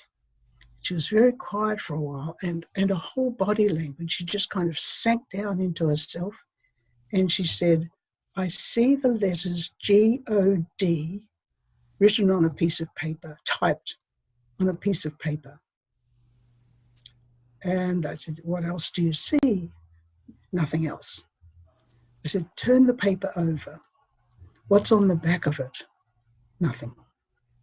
And she was so distraught that her image of God was virtually nothing. Then I interviewed a woman who was in her 70s. She was a wonderful person. She used to write for Faith for Today. Used to write the script for Faith for Today. No, I can't remember her name, but anyway, she was just a wonderful kind of eccentric older woman. And I said, so what do you see? She said, nothing. I said, you see absolutely no, nothing. And I said, do you hear anything? Of course. I said, what do you hear? Music. I said, who's playing the music? All the creatures of the universe. And they all have their, and then she started to elaborate, they all have their own note. And when you bring it all together, it makes this beautiful music of the spheres, and it fills the whole universe. And it's such a wonderful, warm and nurturing sound. And you want to join in and participate. And she went on and on. That's what they saw when they saw God. And what I saw about that was kind of there's this development. You know, you can be very traditional. You grow up with particular images. Jesus is my shepherd, and you know, the various images that we have. And we have a very literal picture of a man with a beard and a robe. But then there comes a time, and you go as you mature, where those become a little bit shaky and might even disappear. But we've got to recognize that that's a developmental stage. It's not a sin. That person hasn't lost their faith. It's just reforming and reshaping. And the older woman represented like this wonderful, inclusive, imagistic vision of what God was that included the whole unit, included sound and music and a picture in her mind, tremendously large and wonderful. So I think, you know, for women who have been kind of beaten down about all this, it might be a place to start. You know, what do you see? And to have a conversation and keep pushing the boundaries, getting more and more explanation, then you know what you're dealing with. Mm. Otherwise, we might think we're dealing with, okay, this is what the Bible says. Now, what do these people think? We've got to bring them into line with the Bible somehow by counseling, where we might need to think more imagistically about it as a healing procedure. So I've done exercises like this with lots of women's groups, and always have had a wonderful response about it. And I think there's a kind of a relief for them to know that they don't actually believe exactly what you might find in a doctrinal statement by the church. Mm. I love it. Is there ways that women that that resonate with what you're saying, could they contact you, or are there groups that you recommend they could contact to help join in that kind of a process? don't know what to say in answer to that. Yeah. I'm not a therapist. I'm a philosopher. Yeah. And you don't want to It's suddenly have 50 people contact you, but are there places that you could? By the same time, yeah. By the same, I wouldn't shut the door on anybody. No. But maybe in the comments later, if you think of any people or groups that are involved with that kind of thing, you might be able to share a link. I tried it once in a church. I was invited to kind of speak to this big Sabbath school class of a couple of hundred people that met at a church in Colorado. And I started off by saying, I used the word image. Well, immediately the concerned brethren in the group started beating up on me. Yeah. God forbade images and all this kind of nonsense. And I said, so, what are you going to say to the psalmist? You said, the Lord is my shepherd. That's not an image. So, I mean, I don't know of any groups that do this. I think you've got the crazies. But maybe someone watching can start a group for women to help. They'll listen back to what you've said, and this is the process we're going to help women go through. But I love talking about this. If anybody wanted to talk about it, of course. It's been up until I left. It's been infuriating being a musician in Adventism because you have the beautiful golden moments on all sides of the church, all spectrums, but you just have this constant. You just know that there's a constant. Someone's going to get up and say, "Oh, you just tapped your foot then," or something. So I can only begin to imagine how infuriating times 10 it must be for women, because there's so many more things that that they get pulled up on. Where your partner is Estelle, and she is the daughter of Alfred Jorgensson, and he was a lecturer at college as well, or Sure, yeah. Did he hold positions of leadership in the Union or SPD at all? He was, when he left Avondale, he was field secretary for the division. Right. And it was at the time when the whole Ford crisis hit the church. And he was pastoral, and yet he was a serious scholar of the scriptures. And he was in this terrible bind, and the stress of trying to hold the church together at a difficult time, and yet not betray his own beliefs in the gospel and so on, brought him to the point where he had a serious heart attack. Estelle said she went with him on one occasion. He had to meet with a group of concerned church people, including a lot of concerned brethren, and he was so weak from his heart trouble that she had to carry his bag for him. And people just attacked him mercilessly. But so he found it very, very difficult. He hated to see the church divided, and yet he didn't want to see the gospel lost. Would he have theologically agreed with a lot of what Des had said, do you think? Oh, I'm sure, yeah. So he was field secretary at a time when Keith Parmenter and Athol Tolist were around. How did they get on? I don't know. He was, he was walking this fine line all the time. But he was a diplomat. He had a different personality with Des. Des would speak out. Des was a straight shooter. I think Pastor Jorgensson was more of a diplomat, more careful, more ponderous into what he did. And I think some people have misread that badly and kind of condemned him for being too silent and too complicit, when he really wasn't at all. He was doing what he could from within, rather than from and the crowd. with the resources he had. Anyone I've spoken to in the interviews has spoken highly of him.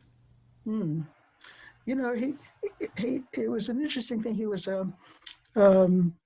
very Germanic, right?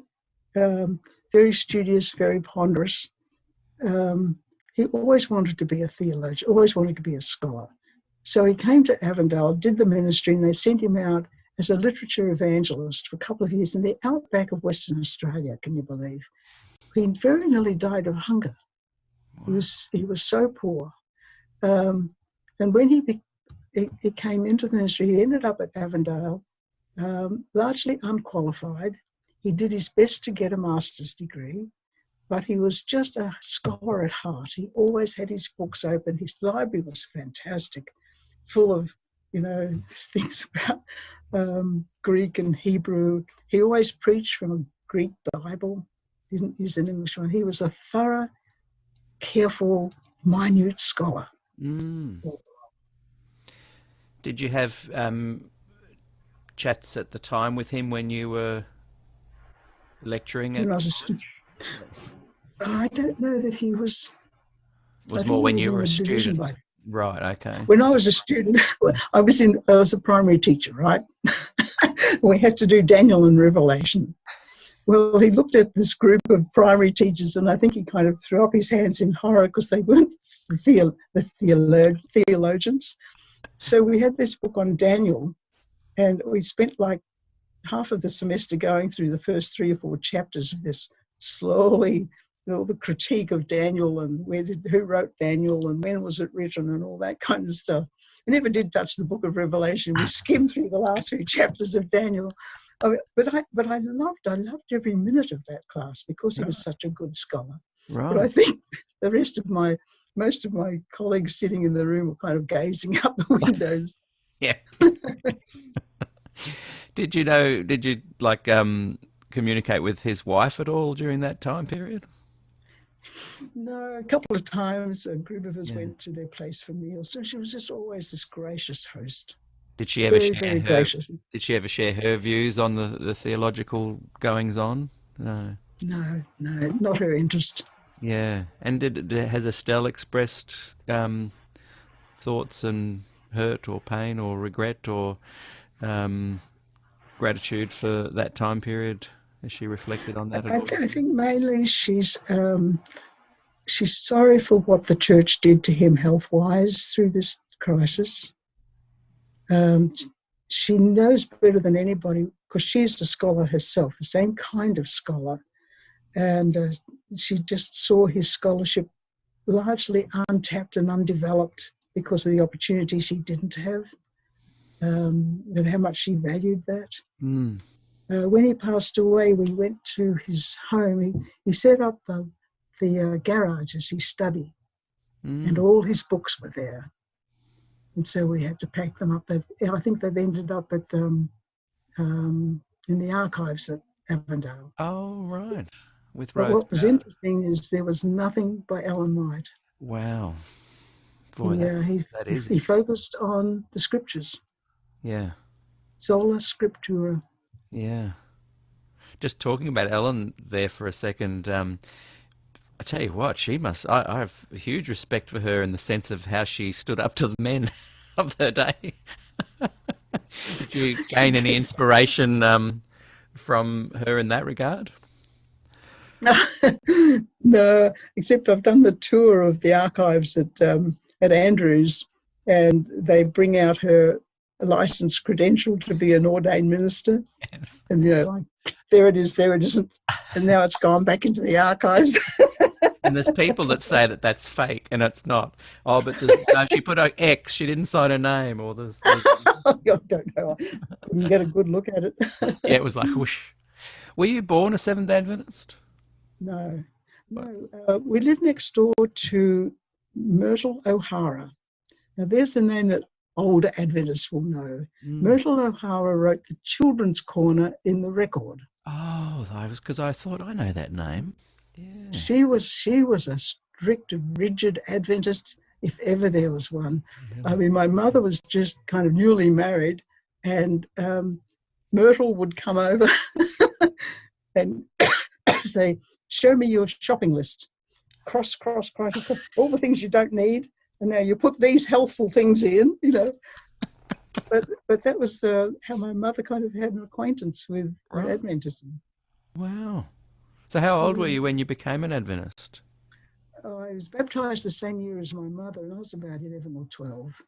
Did you miss the indoctrination that brought on the nightmares about your probation closing?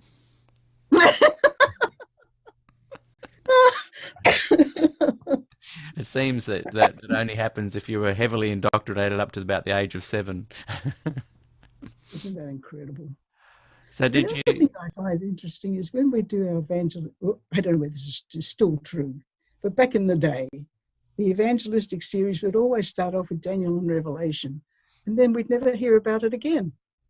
Yeah, Once we got into the church, yeah. what a place to start. I know, I know. Dead men do tell tales, remember? The whole Yes. series about Yeah, yeah. we'd be breaking through archaeological sites in the Middle East. I fancy bringing people into the church via that. I know, I know. It's kind of staggering, isn't it? And then people coming into the church, it's like very difficult for them to they then suddenly open up to this vista of like confusion and conflict and varying degrees of support for certain beliefs, and it must be confusing. Yep. So, tell us a little bit about when you left college and you started your degree, did your PhD. Was the college expecting you to come back? Oh, yeah. Oh, yes. Because I had to do the year at Andrews. That's right. I had a wonderful year. I mean, I seriously passed all my subjects and all that, and I got a lot out of it, especially in the seminary. Wonderful courses, wonderful professors they had there. Then I went to Harvard. So I spent 2 years on the campus at Harvard doing the coursework. Then I was writing my dissertation after that. And it was while I was writing my dissertation that I got a letter from the division. All the sponsored students got this letter. And it said, if we have any concerns about your faithfulness in the church, your support will be terminated, and you will return to us all the monies that have been given to you at an interest rate to be determined. You know, if we find any fault with you. Well, that kind of just shook me to my foundations, because about a week or maybe even less before I was to fly out to Andrews, I got a call. Well, I got a call from Jim Cox, who was the president at the time, and he just got a call from the division office. And the question that was posed to me was I a faithful Adventist? Because if I wasn't, the plug was going to be pulled. What year was Well, this I again? had 83. Okay. So, this was all the Des Ford time. Yeah, yeah. This was, everybody was tainted. If you weren't a faithful Tainted. Adventist, you're... So So where was this coming from?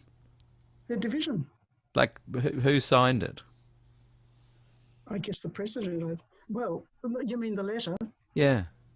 The letter that came 3 years into my program.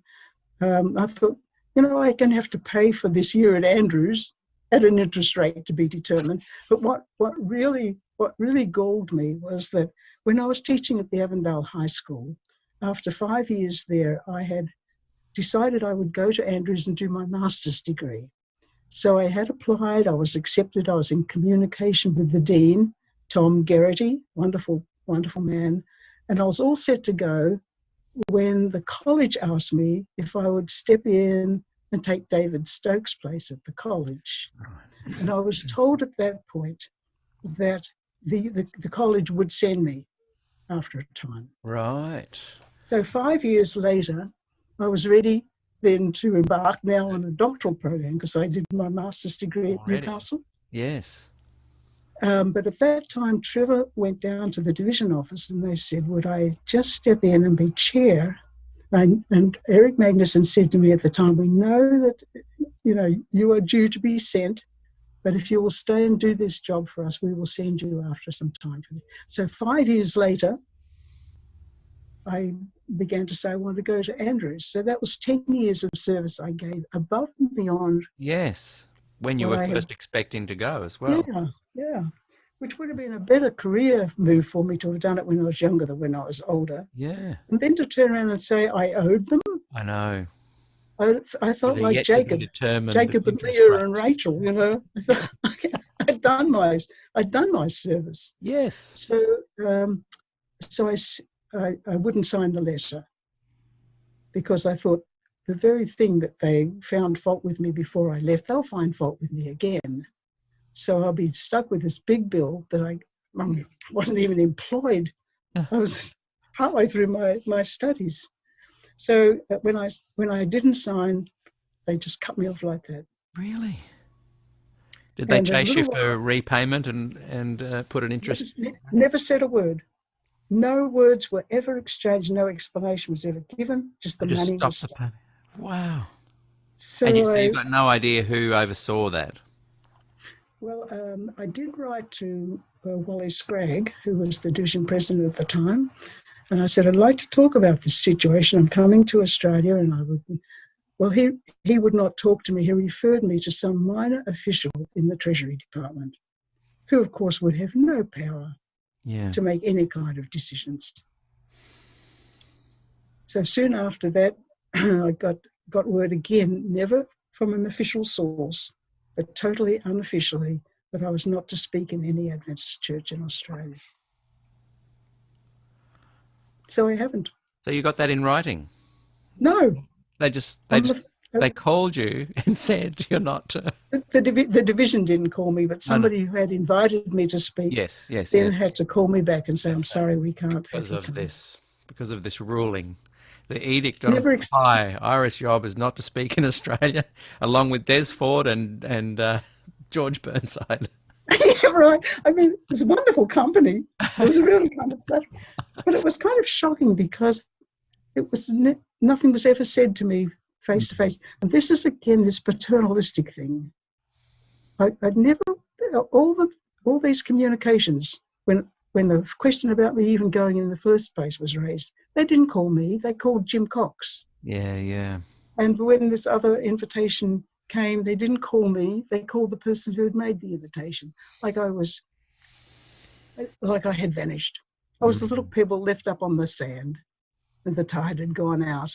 That's exactly what I felt like. That's how you felt, yeah. Not only how you felt, it's what happened. But, you know, in many ways it's been a good thing because I feel stronger in faith, happier in my life. Yeah. I don't care about people constantly ready to, like living in a glass house, criticised all the time.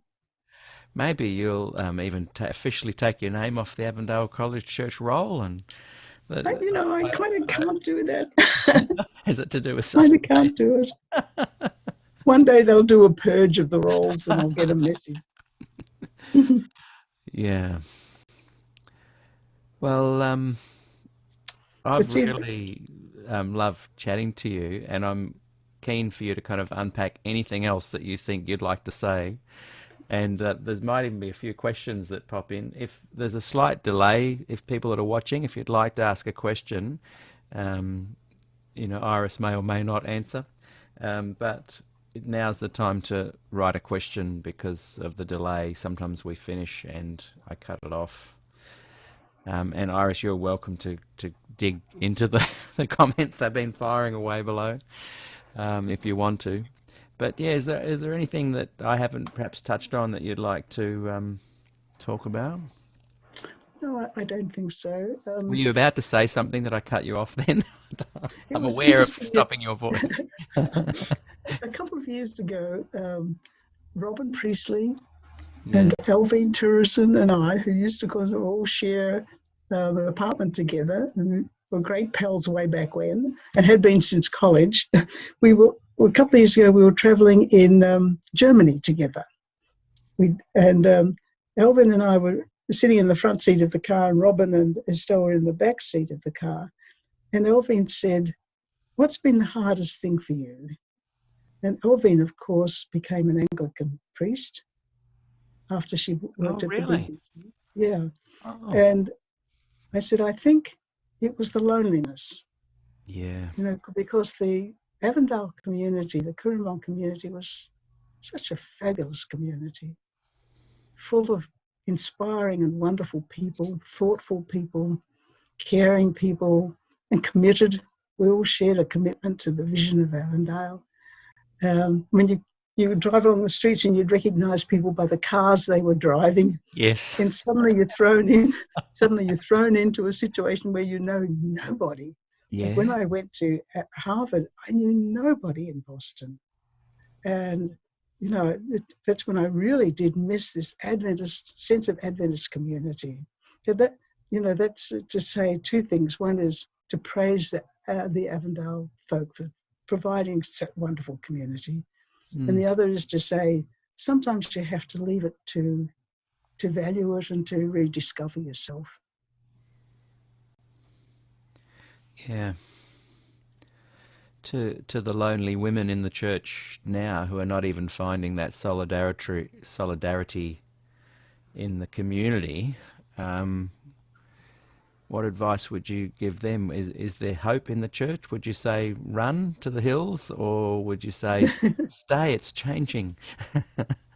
Well, I can't comment on whether it's changing or not, but I suspect it's not changing.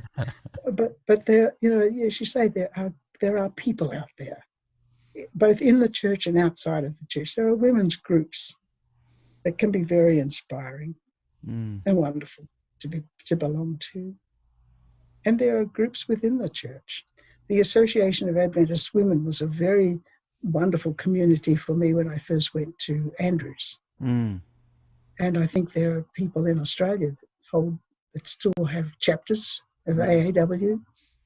And That Joy might be a good Butler, place to go. Joy Butler is for women that are watching has got a group. I think I'm right in saying this. That is for women on a Facebook group as well. If people want to Yeah, contact her as well. there are women around. There There are are women enlightened around. women. And are women more and more cautious of men? Like, um, what advice do you give to men that want to kind of like? I don't see myself as a man that wants to serve anybody, so I don't want to become a servant to women, but I No, don't no. want to become. Well, I'm not. It's not about becoming. I like to see leaders rise up, men and women, theological trainees and non-theologians. I like community that has a variety of people doing a variety of things that they want to do. Yeah, But what yeah. advice would you give men who are keen to kind of support women? I would say listen, getting back to this voice thing, Mm. listen to women, let them speak. That would be a starting point. It's like what a true democracy would be, where every voice is equal. Mm. Yeah, And we have so much to learn. I tell you, if I was teaching back at Avondale now in my college classes, I would teach them very differently. I'd teach them democratically. I'd mm. do no lecturing, Mm. because you've got to hear the voices, let Mm. people experience, knowledge making, Mm. meaning making. That's what we need. Yeah. I probably wouldn't preach a sermon either for the same reason. Yeah. Yeah. When you preach, you kind of inadvertently come across as someone that is speaking with authority. It can happen. I'll just quickly read some comments. Harry Ballas has said they're going to send you the bill now that you've prompted them. There's many wonderful comments that I'd love you to read. You should read later. Just nice, supportive comments. Harry also says, Pastor Jorgensson gave me a gift of one of his books when I returned to Australia to commence my doctoral studies. He was a good friend. Nice. There's lots of comments. Gillian has written, Iris Rob, you are a lovely pebble. I don't know if that has some other meaning. Jill and I were we took some classes together when I was trying to catch up with I was trying to catch my qualifications up with my job. Yeah. So we did German classes together. But Jill was a good friend. Yeah. And the way she she graduated one day, got married the same day or the next day or soon then, and Yeah. went off to another country with 3 young kids in tow. I mean, courageous, Yeah. courageous. She is a courageous woman, and she's going to be interviewed on SDA Q&A Excellent. like SDA Q&A is ongoing. It's been going for about a year, but this Ah, Glacier View series, as part of the right. whole thing, when that's kind of ebbs to its organic close, she's going to have the last word. Great. Great. And Rowenfeld, beautiful person, friend of mine, she has said, weeping for yet another woman. That's something that you must have said a little bit earlier. Graham Fraunfelder has said, Iris, how refreshing to hear your spiritual journey and awareness. Very beautiful. I'm sad for the tough times and mistreatment and glad for what you have found and created. In fact, I'm going to be interviewing Graham tomorrow at 2 o'clock. Tomorrow at 2 o'clock. It'll be really interesting to hear his Yeah, thoughts as well. very good. Many other lovely comments. Nikki Carlton has written, I think leaders are all different too. A group needs a variety of leaders in different areas. Otherwise, one person burns out. We can each have something to have and to share as well.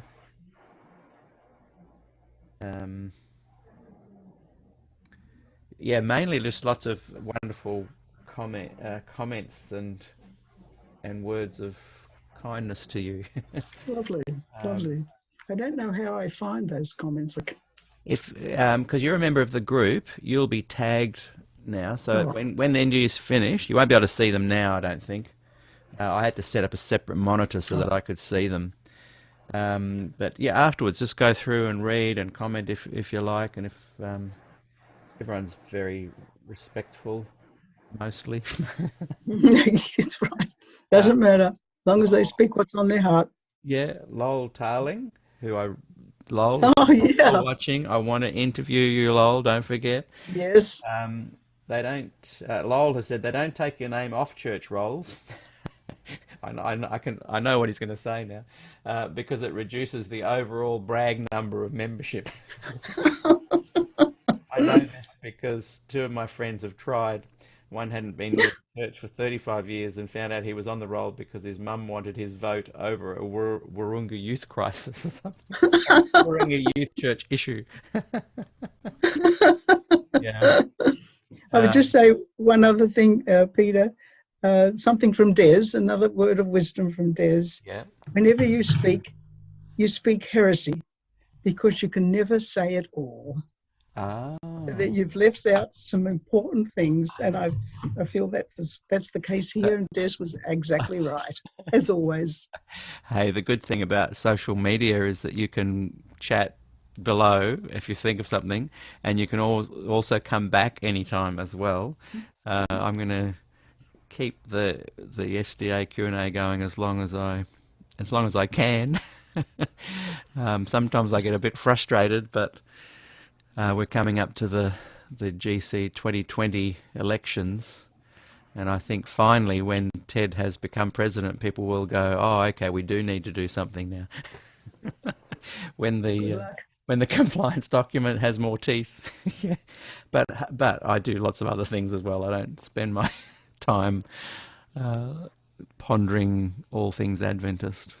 Yeah, there's a big, wonderful It's world a out big, there. wonderful world, and I'm certainly enjoying it and immersing myself in it. And I can tell that you do too. And you've really brought a wonderful energy and bunch of insights and information to this discussion, and I really appreciate it, Iris. Oh, you're very welcome. I didn't know what to expect, but you said you were a good interviewer, and that proved to be quite true. Oh, thank you very much. Thank you. I'm trying. I'm learning. Life for me is just really about trying to become a better person. See, and every day there's something new to learn. Well, Yeah. thank you, Iris, and until next time, have a wonderful sleep tonight and a beautiful day tomorrow. And can you just tell us what's on the horizon for you before, as the last word?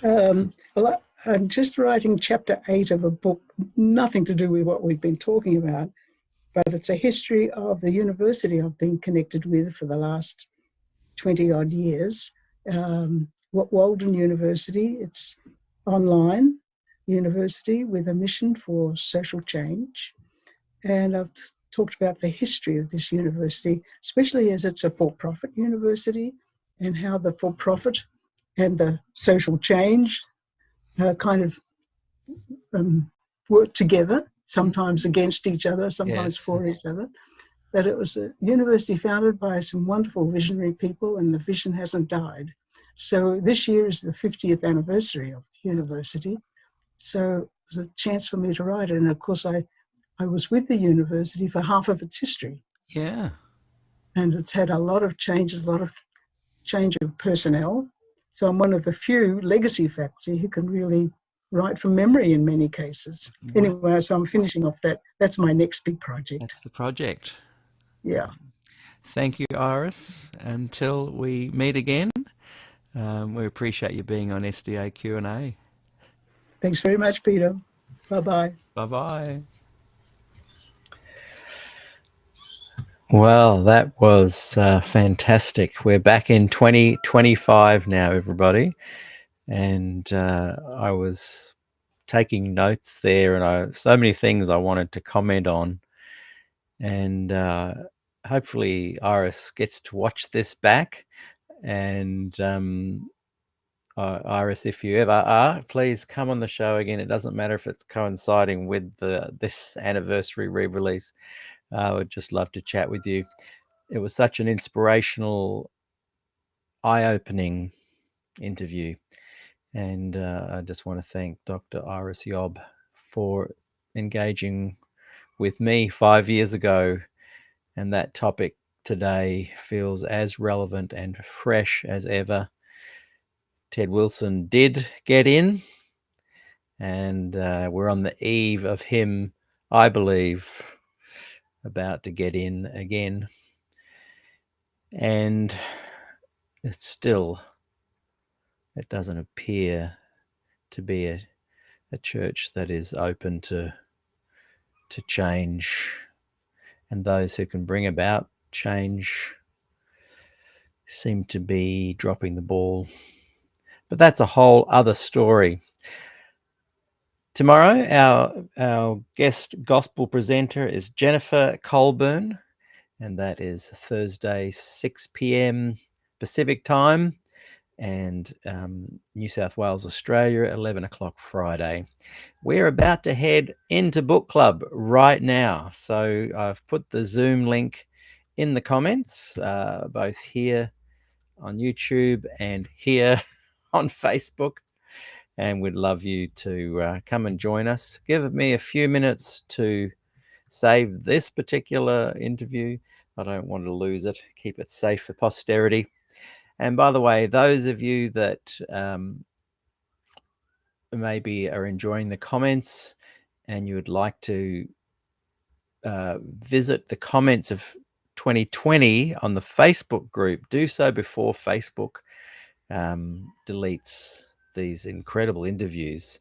What's sad is that, yeah, I've saved the files, of course.